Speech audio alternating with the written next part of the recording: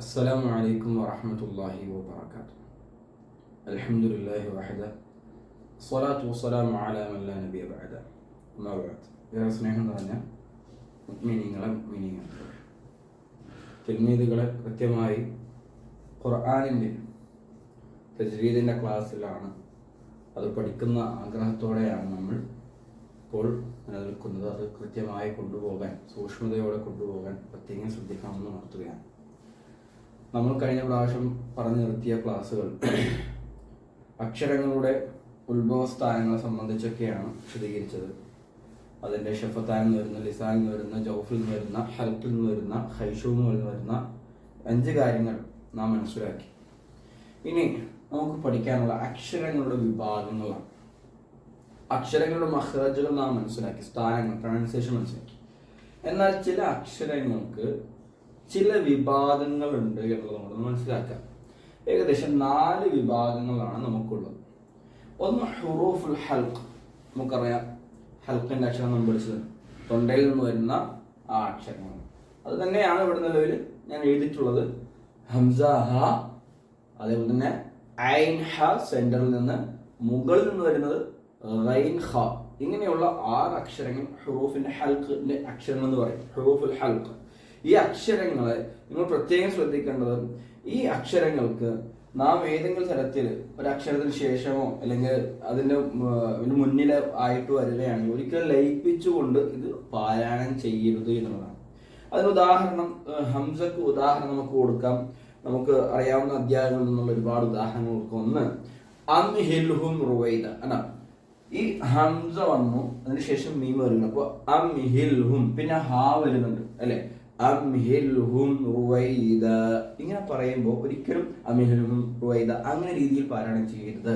അത് വ്യക്തമാക്കി തന്നെ പാരായണം. ഹൽക്കിന്റെ അക്ഷരങ്ങളെ വ്യക്തവും സ്ഫുടതവുമായിക്കൊണ്ട് തന്നെ ആയിരിക്കണം നമ്മൾ പാരായണം ചെയ്യേണ്ടത്. ഇനി അടുത്ത അക്ഷരം നോക്കിക്കും.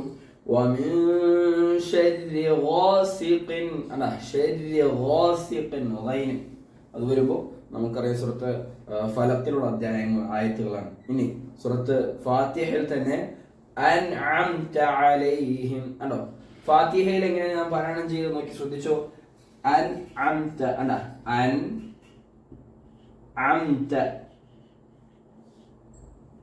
അംത ഇങ്ങനെ പാരായണം ശ്രദ്ധിക്കേണ്ടതുണ്ട്. ഈ ഹംസയും ഈ ഐനും ഹൽക്കിന്റെ അക്ഷരങ്ങളാണ്. അൻഅംത ആണോ, വ്യക്തമായി പറയുക. അൻഅംത. ചില ആളുകൾ അനംത അനംത എന്ന രീതിയിൽ പറയണം. തെറ്റാണ്. ശരിക്കും ഒന്നാമത്തത് ഹംസയാണ്, മൂന്നാമത്തെ അക്ഷരം വരുന്നത് ഐൻ എന്ന അക്ഷരമാണ്. ഹൽക്കിൽ നിന്ന് തന്നെയാണ്. ഹംസ താഴെ നിന്നും ഐൻ സെന്ററിൽ നിന്നും. അപ്പൊ അൻഅംത ഇങ്ങനെ തന്നെ പാരായണം ചെയ്യാൻ പ്രത്യേകം ശ്രദ്ധിക്കേണ്ടതുണ്ട്. അതൊരിക്കലും തെറ്റിക്കാൻ പാടുള്ളതല്ല. അത് കൃത്യമായി മനസ്സിലാക്കുക. ഇനി അടുത്തത് നമ്മൾ ശ്രദ്ധിക്കേണ്ടത്, ഇതിൽ ശ്രദ്ധിക്കേണ്ട ഒരു ഭാഗം, നമുക്കറിയാം ഹാവും അതേപോലെ തന്നെ ഐനും ഒക്കെയും. മറ്റൊരു ആയത്ത് ഹകീമുൻ അലീം. എങ്ങനെ പാരായണം ചെയ്ത്? ഹകീമുൻ അലീം. കണ്ടോ, വളരെ വ്യക്തമായി നമുക്കത് പാരായണം ചെയ്യാൻ സിദ്ധിക്കും എന്നുള്ളതാണ്. ഇനി നമുക്ക് രണ്ടാമതായി മനസ്സിലാക്കേണ്ടത് ഹുറൂഫുൽ ലീൻ. സോഫ്റ്റ് ആയിട്ട് ഉച്ചരിക്കപ്പെടുന്ന അക്ഷരങ്ങളാണ്. വളരെ സോഫ്റ്റ് ആയിട്ടാണ് ഇത് ഉച്ചരിക്കപ്പെടുക. അത് നമ്മൾ ജസ്റ്റ് ഇങ്ങനെ ഞാനിവിടെ എഴുതി വെക്കുന്നുണ്ട്, സോഫ്റ്റ്. അത് എന്തുകൊണ്ടാണ് സോഫ്റ്റ് എന്ന് പറയാനുള്ളത്, ഈ ഹുറൂഫുൽ ലീൻ പറയാനുള്ള കാരണം നമ്മൾ ശ്രദ്ധിച്ചോ. ഈ വാവും യാവും നമ്മൾ സാധാരണ നമ്മൾ 3 അക്ഷരങ്ങൾ പഠിച്ചിട്ടുണ്ട്. അലിഫ് മദ്, വാവ് മദ്, യാ മദ്. ജൗഫിൽ നിന്നാണ് വരുന്നത് എന്ന് ശ്രദ്ധിച്ച് മനസ്സിലായിട്ടുണ്ട്.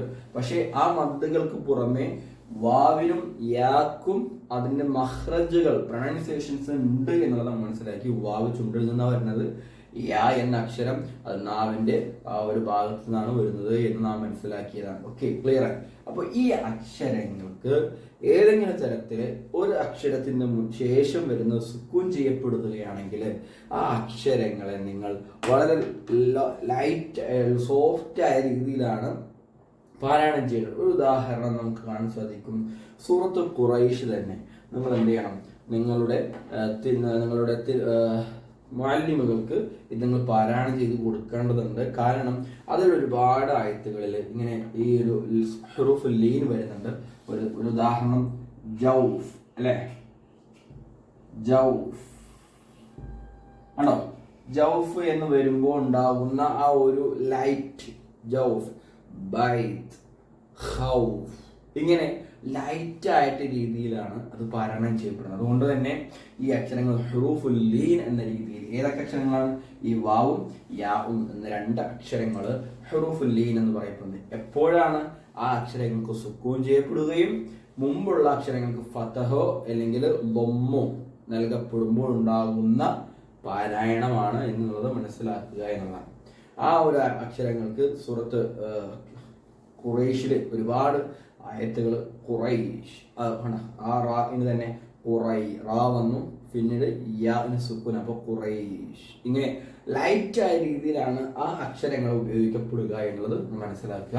അതിന് സുക്കൂൻ നൽകപ്പെടണം, മദ്ദായ രീതിയിലല്ല വരിക. സുക്കൂൻ നൽകപ്പെടുന്ന സന്ദർഭത്തിൽ അതിന് മുന്നിൽ ഫതഹ് വരുമ്പോഴൊക്കെയും പ്രത്യേകം നമ്മൾ ശ്രദ്ധിക്കേണ്ടതുണ്ട് എന്നുള്ളതാണ്. അത് വളരെ സോഫ്റ്റായ രീതിയിലാണ് പാരായണം ചെയ്യേണ്ടത്. ഇനി നമുക്ക് പഠിക്കേണ്ട മറ്റൊരു വിഭാഗം, അക്ഷരങ്ങളുടെ വിഭാഗങ്ങളിൽപ്പെട്ട 3ാമതാണ് ഹുറൂഫുൽ ഖൽഖല. ഹുറൂഫുൽ ഖൽഖല, ആ ഹുറൂഫുൽ ഖൽഖല എല്ലാവർക്കും അറിയാം. ഈ കാണുന്ന 5 അക്ഷരങ്ങൾ ഏതൊക്കെയാണ്? ഖാഫ്, ത്വ, ബ, ജീം, ദാൽ. ആണോ?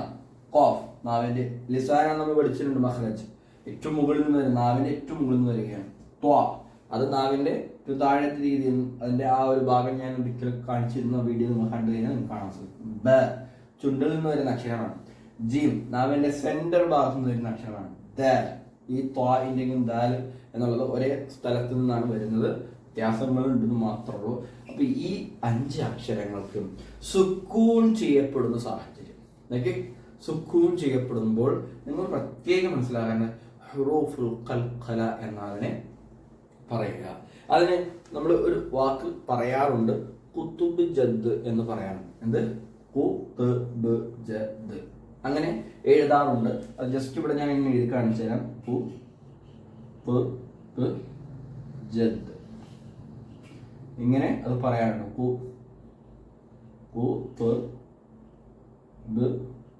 ജദ് ഇങ്ങനെ അത് പറയാറുണ്ട്. ജദ്ദുൻ, കുത്തുബ് ജദ്ദുൻ ഇങ്ങനെ രീതിയിൽ പറയാറുണ്ട്.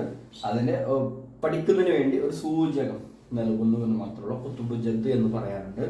ആ അക്ഷരങ്ങൾക്ക് സുക്കൂൻ നൽകപ്പെടുമ്പോഴൊക്കെയും അത് മുളപ്പിച്ചത് പറയുക എന്നതാണ്. അതിന് ഒരുപാട് ഉദാഹരണങ്ങൾ നമുക്ക് കാണാൻ സാധിക്കും. കുത്തുബ് ജദ്ദിനെ ബഖലു, ബഖലു ആണോ? അത് ഖൽതുമീർ എന്നുള്ളത്. പിന്നെ ജബൽ ആണോ? ജബൽ. അതേപോലെ തന്നെ യദ്ഖുലൂന, യദ്ഖുലൂന ആണ്. സൂറത്ത് ഇഖ്ലാസ് നിങ്ങൾ എന്ത് ചെയ്യാം, ഇത് പാരായണം ചെയ്ത് കഴിഞ്ഞാൽ ഒരുപാട് ഉദാഹരണങ്ങൾ കിട്ടാൻ സാധിക്കും. ഖുൽ ഹുവല്ലാഹു അഹദ് ആണ്, അല്ലാഹു സ്വമദ് ആണ്. അങ്ങനെയാണ് പാരായണം ചെയ്യേണ്ടത്. പക്ഷേ ബാക്കിയുള്ള അക്ഷരങ്ങൾ വന്നു കഴിഞ്ഞാൽ അങ്ങനെ നമുക്കത് പറയേണ്ടതില്ല. അപ്പോൾ അത് വളരെ വ്യക്തമായി നിങ്ങൾ മനസ്സിലാക്കുക. സൂറത്ത് താരിഖ്, വസ്സമാഇ വത്താരിഖ് ആണ്. വമാ അദ്റാക മത്താരിഖ് ആണ്. ഇങ്ങനെ അപ്പോൾ അത്തരത്തിലേക്ക് ഈ കുത്തുബ് ജദ് വരുമ്പോൾ സുക്കൂൻ ചെയ്യപ്പെടുന്ന സാഹചര്യത്തിലാണെങ്കിൽ അതിനെ നിങ്ങൾ സ്ഫുടമായി തന്നെ, അതിന് ചലനാത്മകമായി തന്നെ നിങ്ങൾ എന്ത് ചെയ്യുക, പാരായണം ചെയ്യുക എന്നുള്ളതാണ് ഹുറൂഫുൽ ഖൽഖലയുടെ അക്ഷരങ്ങളായ 5 അക്ഷരങ്ങൾ എന്നുള്ളതാണ്. ഇനി ഹുറൂഫുൽ ഇസ്തിഅല, ഇത് ഒരുപാട് ആളുകൾ തെറ്റിക്കുന്ന അക്ഷരങ്ങളാണ്. അതുകൊണ്ട് ഞാൻ കുറച്ച് അതിൻ്റെ ഒരു ഏകദേശം ഒരു 7 അക്ഷരങ്ങളുണ്ട്. ആ 7 അക്ഷരങ്ങൾ ഞാനിവിടെ നോട്ട് ചെയ്തിട്ടുണ്ട്.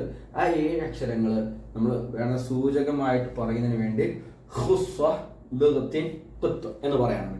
കാരണം ഈ അക്ഷരങ്ങൾ പ്രത്യേകം ശ്രദ്ധിച്ചോ, അറബി അക്ഷരങ്ങളെ മറ്റൊരു ഈ ഒരു ഇസ്തിഫാൽ എന്ന് പറയും, ഇസ്തിഅലാൽ എന്ന് പറയും, ഉയർന്നു പോകുന്ന അക്ഷരങ്ങൾ എന്ന് പറയുന്ന 7 അക്ഷരങ്ങളുണ്ട്. ഈ 7 അക്ഷരങ്ങൾ നിങ്ങൾ ശ്രദ്ധിച്ചോ, ഈ 7 അക്ഷരങ്ങൾ നമ്മൾ പറയുമ്പോൾ നമ്മുടെ നാവ് ഉയർന്നു വരുന്നുണ്ട്. എന്താ പറഞ്ഞത്? നമ്മുടെ നാവ് ഉയർന്നു വരുന്നുണ്ട്. സ്വ, അതുപോലെ തന്നെ ദോ, അതുപോലെ തന്നെ തോ, അതുപോലെ തന്നെ ല, ഹോ, റോ, കോ. പക്ഷെ മറ്റുള്ള അക്ഷരങ്ങൾ പറയുമ്പോഴൊക്കെ നമ്മൾ നാവ് താഴെയാണ്. ശ്രദ്ധിച്ചോ, അലിഫ്, ബ, ത, സ, ജീം, ഹ, ഖോ. ഹ നിങ്ങൾ താഴോട്ട് വന്നു. പിന്നെ ഖോ എന്ന് പറയുമ്പോൾ നമ്മുടെ നാവ് ഉയരുകയാണ്. നമ്മുടെ നാവ് താഴെയാണ്. അപ്പോൾ ശ്രദ്ധിച്ചോ, അതിനാണ് ഇസ്തിഅ്ലാൽ എന്ന് പറയും. ഇസ്തിഅ്ല എന്ന് പറയാം. അതിനെ നമ്മൾ ചെറിയ സൂചകമായി പറയുന്നത് ഖുസ്സ ലഗ്തിൻ ഖില്ല എന്ന് പറയാം. ഖുസ്സ ലഗ്തിൻ ഖില്ല.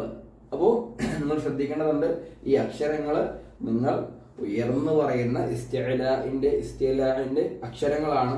അതുകൊണ്ട് തന്നെ അതിനെ വ്യക്തമായി തന്നെ നിങ്ങൾ അതിൻ്റെ ഉയർത്തിക്കൊണ്ട് തന്നെ പറയേണ്ടതുണ്ട്. ഇത് നിങ്ങൾ പ്രത്യേകം മനസ്സിലാക്കണം.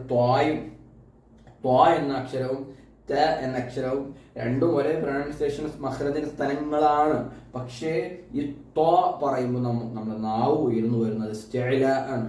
എന്നാൽ ത എന്ന അക്ഷരം നമ്മൾ നേരത്തെ ഇതിൽ പറഞ്ഞ ഒരു ഇതിലാണ്, ഇസ്തിഅ്ലാൽ നേരെ താഴെ പോകുന്ന അക്ഷരങ്ങളാണ്. അപ്പോൾ ത എന്നുള്ളത് താഴോട്ട് പോകുന്നു, ത്വാ എന്നുള്ളത് ഉയരുന്നത് ഇസ്തിഅ്ലാന്റെ അക്ഷരമാണ്. ഇതൊരിക്കലും മാറിപ്പോകാൻ പാടില്ല. ഈ അക്ഷരങ്ങളെ നിങ്ങൾ മനസ്സിലാക്കി വെക്കുക. ഇത് നമ്മുടെ നാവ് ഉയർത്തപ്പെടുന്ന അക്ഷരങ്ങളാണ്. ഈ അക്ഷരങ്ങളെ പഠിക്കാനും മനസ്സിലാക്കാനും നിങ്ങൾ സമയം കണ്ടെത്തുകയും പിന്നീട് നിങ്ങളുടെ മുഅല്ലിമുകളും മുഅല്ലിമത്തുകളും നിങ്ങൾക്ക് നൽകുന്ന നിർദ്ദേശങ്ങൾ അനുസരിച്ച് നിങ്ങൾ ഖുർആൻ പ്രാക്ടീസ് ചെയ്യുക. ഖുർആൻ നല്ല രീതിയിൽ പാരായണം ചെയ്യാൻ കഴിയുമെന്നൊരു ആത്മവിശ്വാസത്തോടെ ഖുർആൻ പഠിക്കാൻ ശ്രമിക്കുക. നല്ല കാര്യങ്ങളായി മാറാൻ ശ്രമിക്കുക. ഹിഫ്ള് പഠിക്കുന്നതിലൂടെ ഖുർആന്റെ തജ്വീദ് അനുസരിച്ച് ഓതാൻ പ്രത്യേകം ശ്രദ്ധിക്കുക. പല കുട്ടികളും ഇപ്പോഴും തജ്വീദിന്റെ നിയമങ്ങൾ പാലിക്കാതെ പഠിപ്പിച്ച കാര്യങ്ങൾ പോലും എന്ത് ചെയ്യുന്നില്ല, അത് പാലിക്കുന്നില്ല. അത് വളരെ നോട്ട് ചെയ്യുന്നുണ്ട്. അവരെ കൃത്യമായി ഇൻഫോം ചെയ്യേണ്ടത് അവർ മാറ്റുന്നുണ്ട്. അൽഹംദുലില്ലാഹ്, അള്ളാഹു ഇനിയും തൗഫീഖ് ചെയ്യട്ടെ. ഒരുപാട് ആളുകൾ നല്ല മാറ്റം വരുന്നുണ്ട്. അവരെ ഖിറാഅത്തിലൊക്കെ എന്ന് കേട്ടിട്ടുണ്ട്. അള്ളാഹു അനുഗ്രഹിക്കട്ടെ. നിങ്ങളെല്ലാവരും കൂടുതൽ പഠിക്കാനും മനസ്സിലാക്കാനും തജ്വീദിന്റെ ഓരോ കാര്യങ്ങളും, ഇപ്പോൾ അക്ഷരങ്ങൾ വിഭാഗങ്ങളാണെങ്കിലും ഹുറൂഫുൽ ഹൽഖ്, ഹുറൂഫുൽ ലീൻ, ഹുറൂഫുൽ ഖൽഖല, ഹുറൂഫുൽ ഇസ്തിഅ്ലാ എന്ന് പറയുന്ന ഈ നിയമങ്ങൾ ഇതിന്റെ വിഭാഗങ്ങളാണ് എന്നുള്ളത് മനസ്സിലാക്കി അതിനെ കൂടുതൽ പഠിക്കാനും ശ്രമിക്കുക. അള്ളാഹു തൗഫീഖ് ചെയ്യട്ടെ. അസ്സലാമു അലൈക്കും വറഹ്മത്തുള്ളാഹി വബറകാതുഹു.